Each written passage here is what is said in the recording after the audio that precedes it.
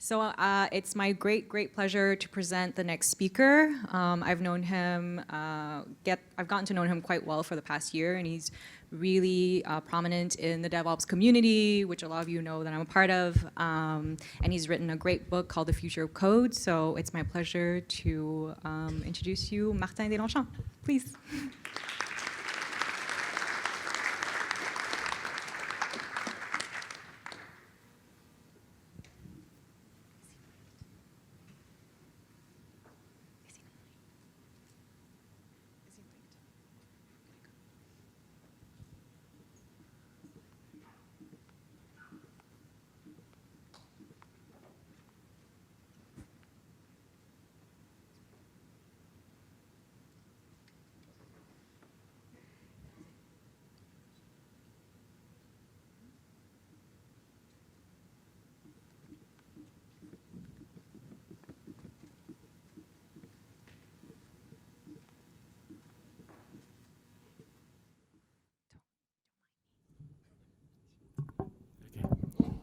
Sorry.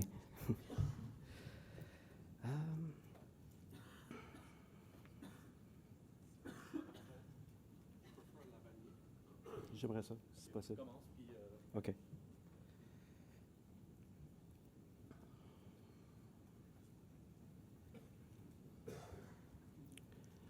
Donnez-moi juste une petite minute pour configurer ça comme il faut.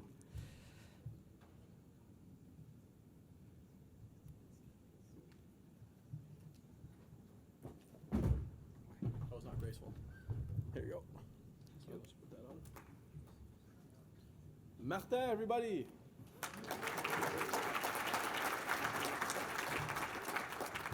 You have to give him a chance. He's got an Apple computer. It's a little harder to set up than a Linux box. So just one moment. I'm sorry, everybody. T'as besoin d'autre chose? Non, ça devrait être... Non, c'est bon. T'as ça? T'auras la minute. On va commencer. Mais Ouais, c'est ça. à un moment, on est un peu tight.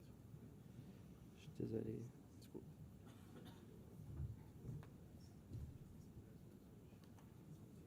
Hey, video guy. Cool. Check ton mic. 1, 2.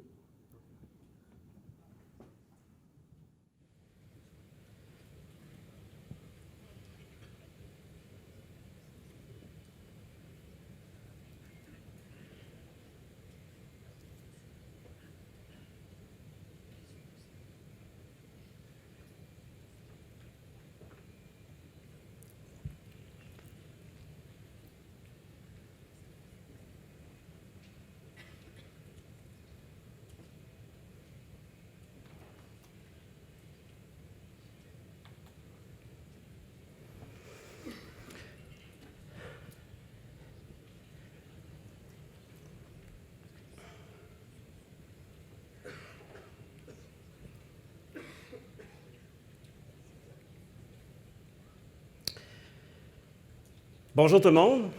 Alors, je suis super excité d'être ici. C'est un grand plaisir pour moi. Merci à toute l'organisation de DevOps Days de me permettre d'être là. Et c'est un honneur pour moi de venir vous présenter, de venir vous parler de la compagnie pour laquelle je travaille, c'est-à-dire Crésus. Mais avant tout, je vais vous parler un petit peu de moi. J'ai commencé chez CAE il y a quelques années déjà et j'ai travaillé dans 2 groupes comme développeur.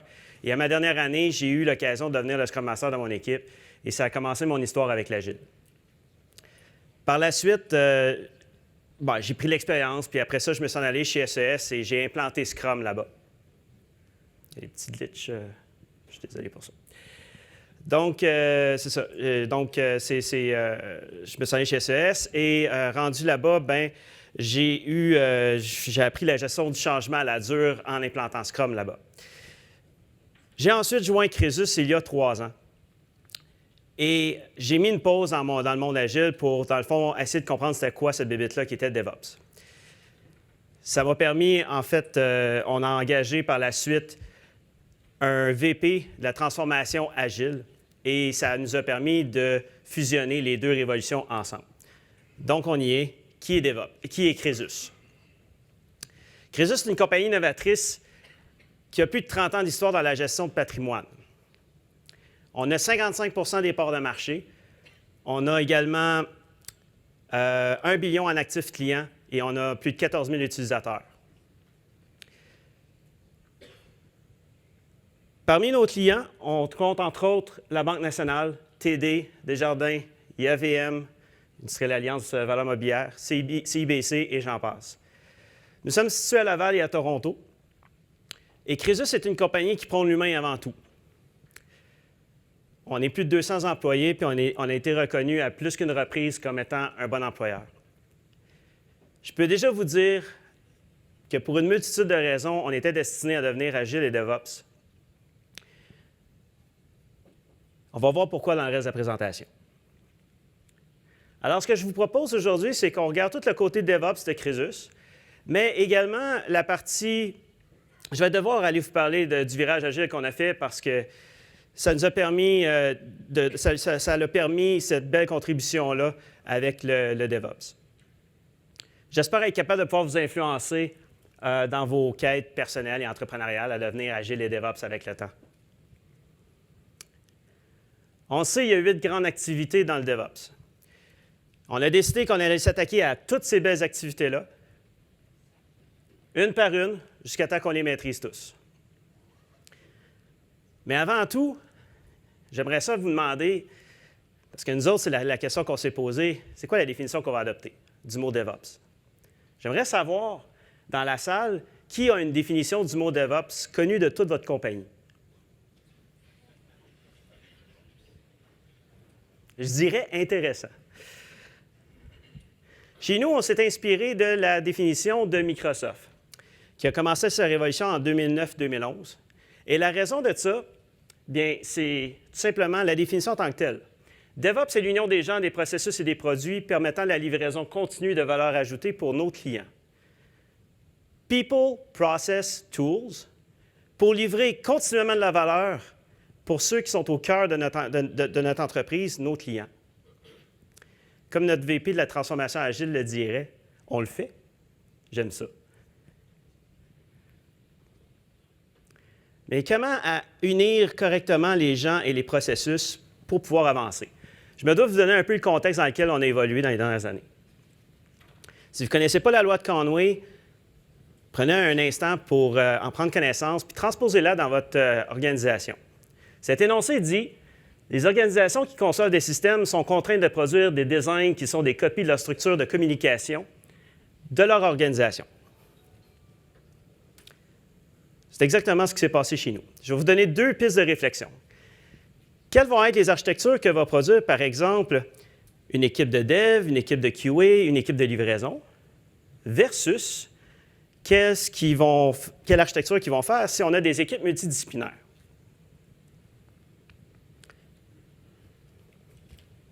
Avant 2019, Crésus travaillait en mode waterfall.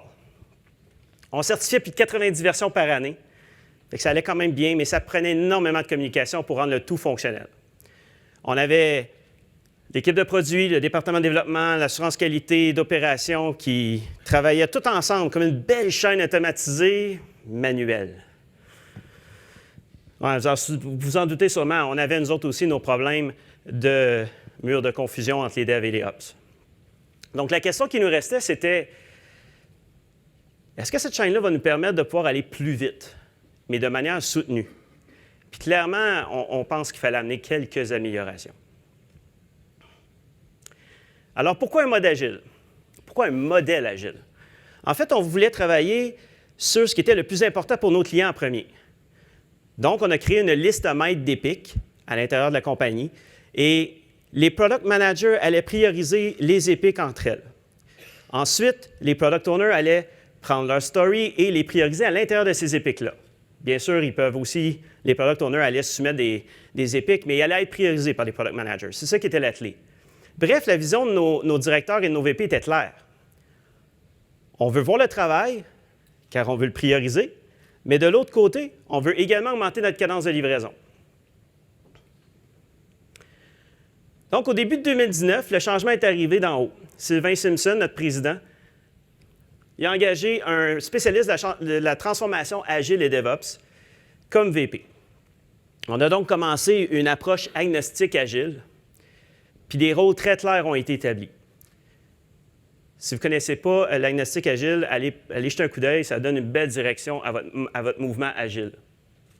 Qu'est-ce qui est arrivé par la suite? L'abolition des départements. On s'est tous retrouvés en équipe. On a commencé aussi à utiliser un outil commun pour faire la gestion de projet, la communication, etc. Ça a amené énormément d'avantages à la compagnie. Bref, on s'est attaqué à l'activité de planification du 8 DevOps. Mais clairement, ça ne s'est pas fait sans défi. Quand on mélange une nouvelle façon de travailler avec un nouvel outil pour communiquer face à la gestion de projet, avec des nouveaux rôles, des processus flous pour communiquer, surtout au début, des dépendances entre les équipes, la priorisation de plus de 1200 épiques dans la liste à mettre, là, tu te rends compte que ça ne sera pas facile. Puis le grand défi, c'est les gens, parce que parfois, il peut y avoir de la friction, il peut y avoir de la résistance au changement. Fait qu'il fallait s'accrocher à quelque chose. Le message du président était clair. On le fait. Fait que les employés y ont répondu présent. Et l'équipe de management au-dessus est restée super ouverte envers tous les changements que ça allait amener. Par la suite, il fallait former les gens. Fait qu'on a commencé à les envoyer dans des formations externes. Après ça, on a donné des formations à l'interne énormément.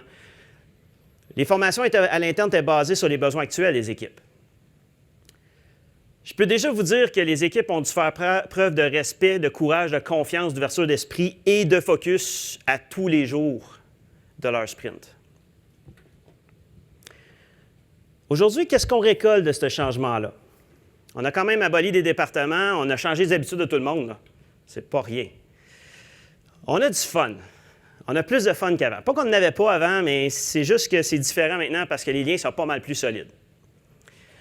On voit aussi un transfert de connaissances qui est pas mal plus actif à l'intérieur des équipes. Peut-être parce que ça nous tente plus de le montrer, étant donné les liens qu'on a tissés. Je ne sais pas. Bref.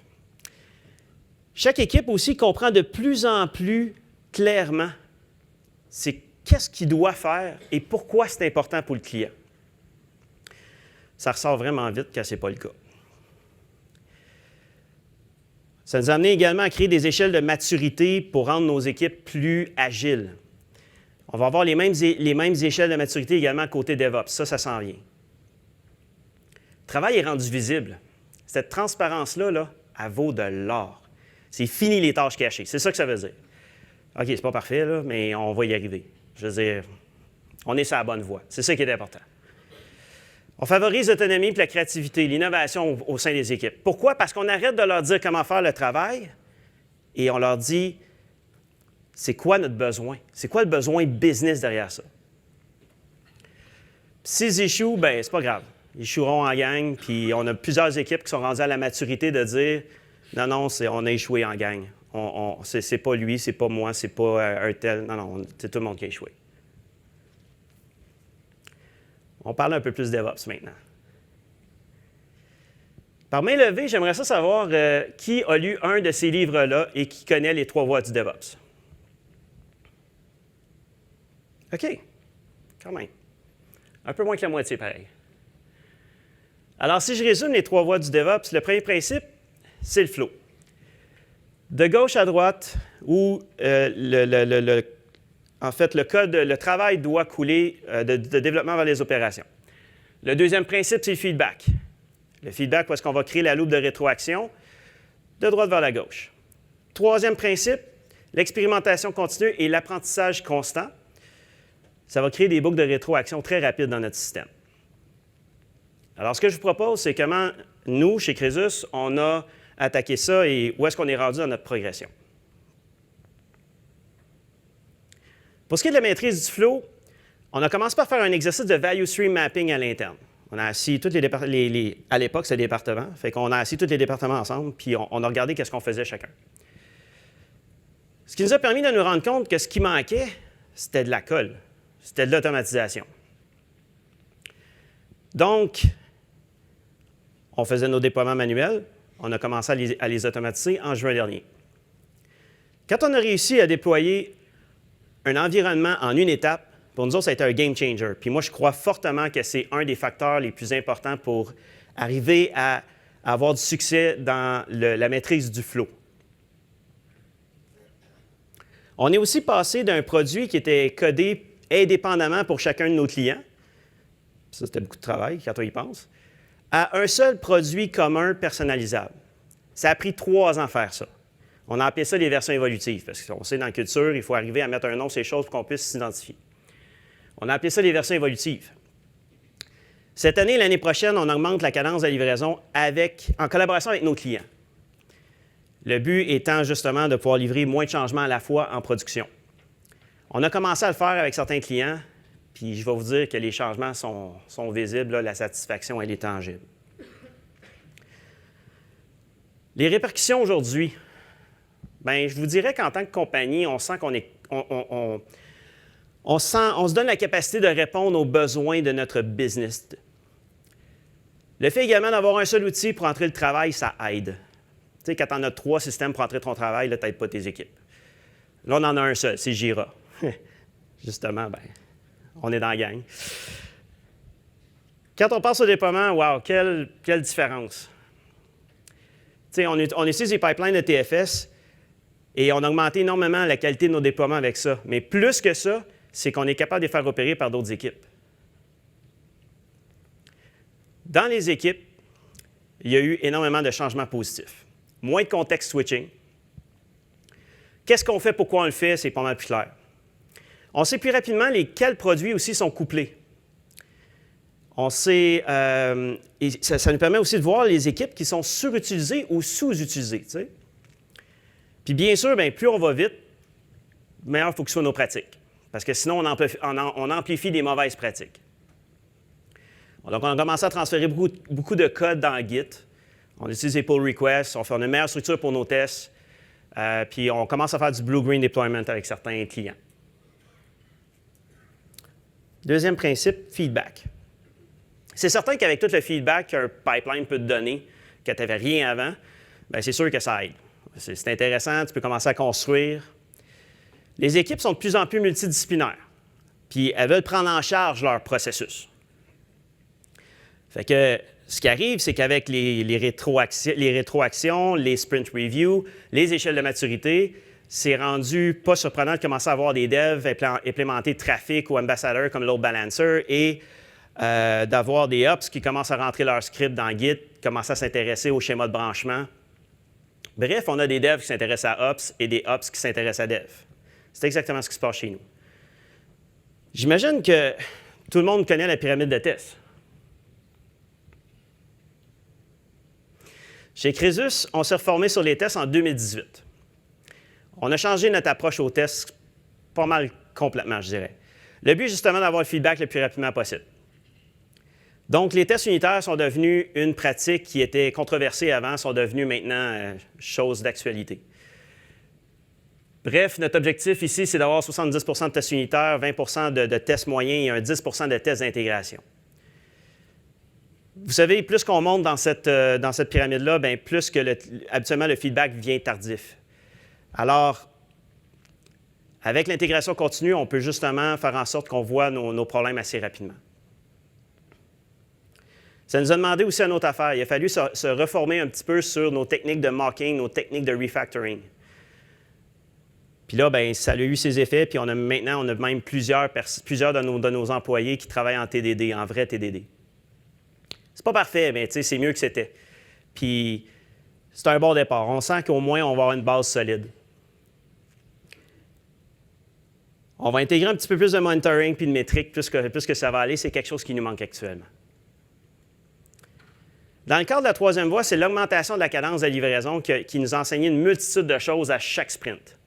On a aussi une sorte de feature flag management qu'on utilise pendant les UAT avec les clients. Ça nous permet d'expérimenter. Chaque équipe doit aussi avoir un pourcentage d'évolution dans son sprint. C'est sûr qu'avec les formations, les meet-ups, les conférences, ça nous permet justement de s'améliorer en tant qu'employé, en tant qu'équipe, également en tant qu'entreprise. Je vais vous parler un petit peu des outils qu'on utilise chez Crésus.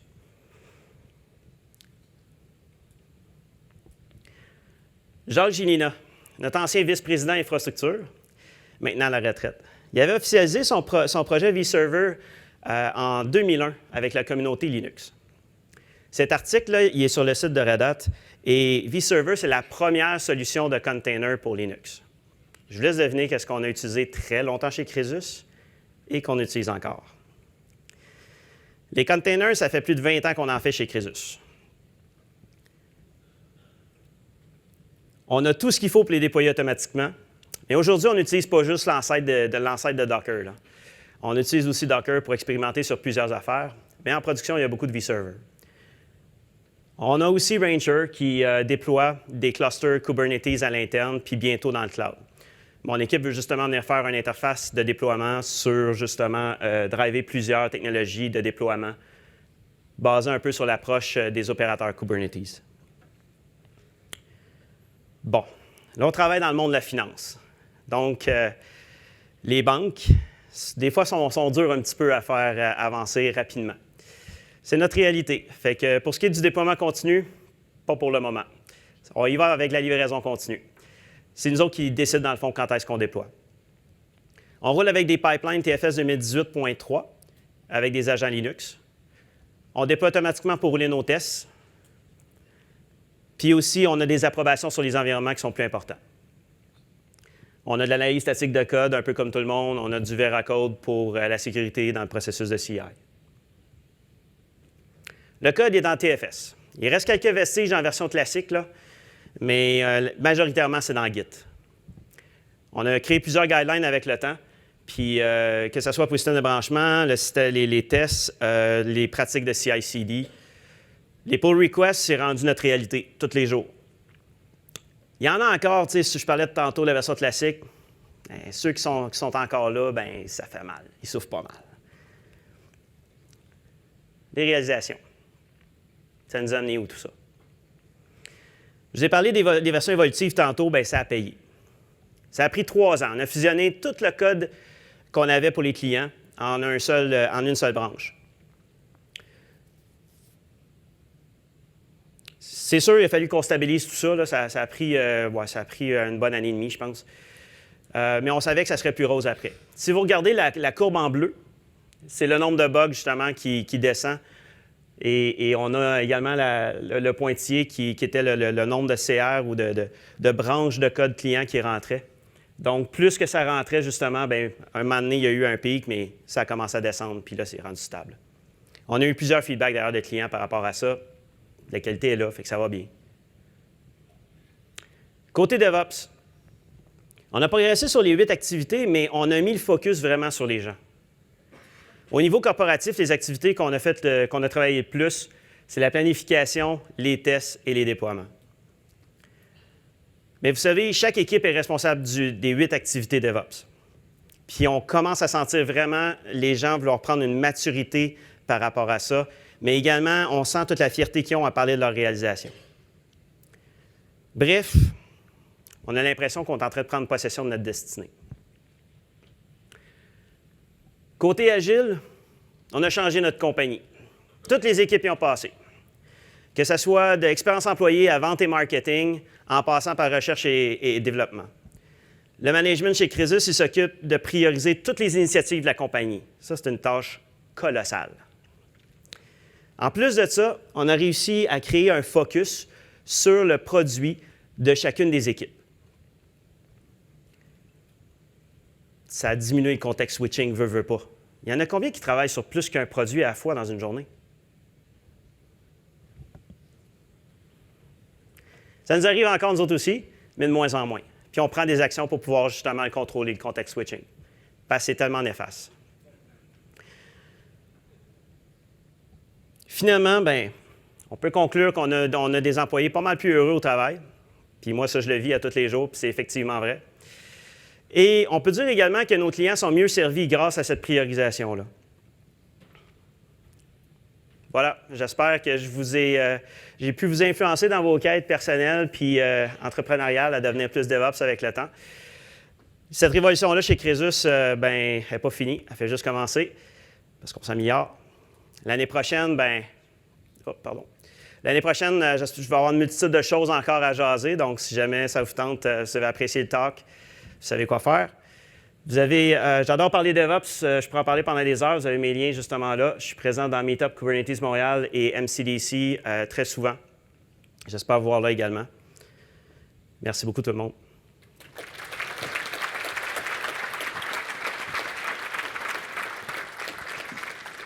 Merci beaucoup, Martin. C'est cool d'avoir des études de cas.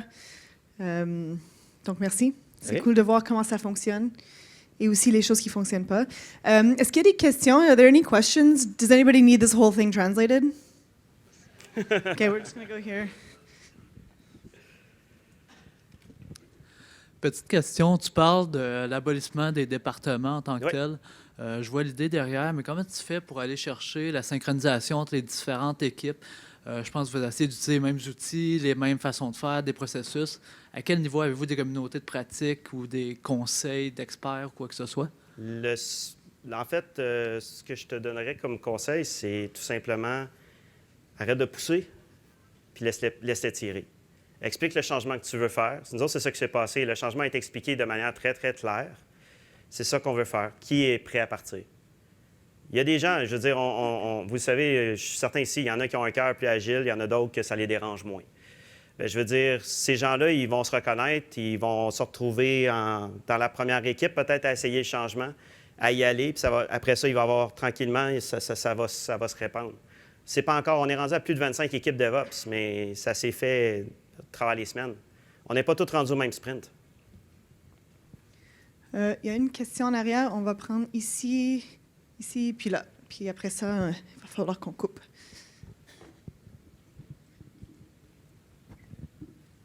Salut. Salut. Est-ce que votre transformation agile et DevOps ont aussi impacté les équipes, je dirais plus marketing, commercial, parce que tu as parlé d'abolition de murs. Oui, tout à fait. Clairement, il y en a un entre Dev et Ops, mais Ouais. je pense qu'il y en a un aussi entre, on va dire, tout ce qui est R&D et aussi le côté plus sell.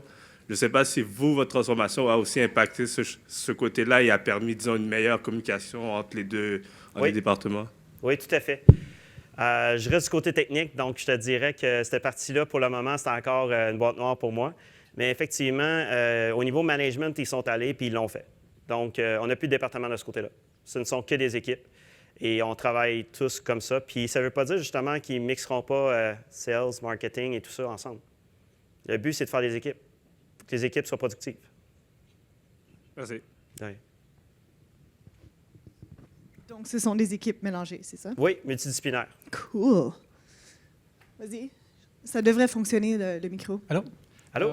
Pour ce qui concerne le fait là, de joindre les deux équipes développement et opération, Oui. il y a certainement une mise à niveau que tout le monde doit atteindre des deux côtés.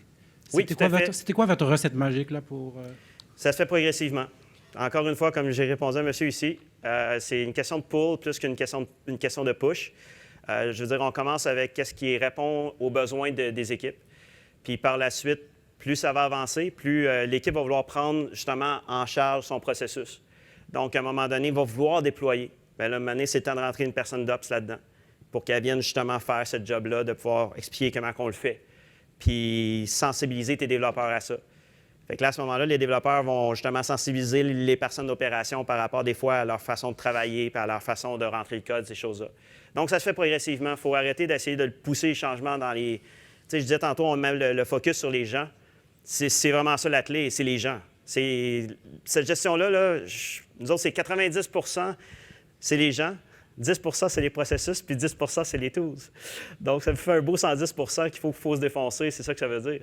Mais je veux dire, à quelque part là-dedans, c'est 90 les gens. Donc, il faut mettre le focus là-dessus, puis il faut laisser les choses arriver. Merci. Ouais, On va prendre une dernière question ici. Je voulais savoir comment tu as mis en place la visibilité des équipes au niveau de la gestion jusqu'au dev pour savoir sur quoi on devait travailler. Donc, la visibilité des équipes sur les projets. OK. Si je comprends bien ta question, ben en fait, pour savoir dans le fond quel produit chaque équipe prenait, chez nous, on travaille sur une grosse application avec différentes sections, différents modules. Fait qu'on commençait avec des modules, dans le fond, on y va itérativement, je dirais. On commence avec des modules, OK, bien ça, on va essayer de former une équipe avec ça. Fait qu'on a commencé à faire ça pour commencer. Après ça, ben oui, tu trouves des dépendances. Fait que là, tu essaies de voir ces dépendances-là, on peut-tu les travailler de manière indépendante, mais peut-être pas non plus. Peut-être qu'il faut fusionner, peut-être qu'il faut faire un backlog, 3 équipes. Ça peut arriver, ça aussi. Donc, je dirais, c'est à force de l'essayer, puis à force d'y aller, faut se lancer. Puis il faut voir où est-ce que ça nous mène. Cool. Cool. Avec ça, on va terminer. On va remercier Martin encore une fois. Merci beaucoup. Merci.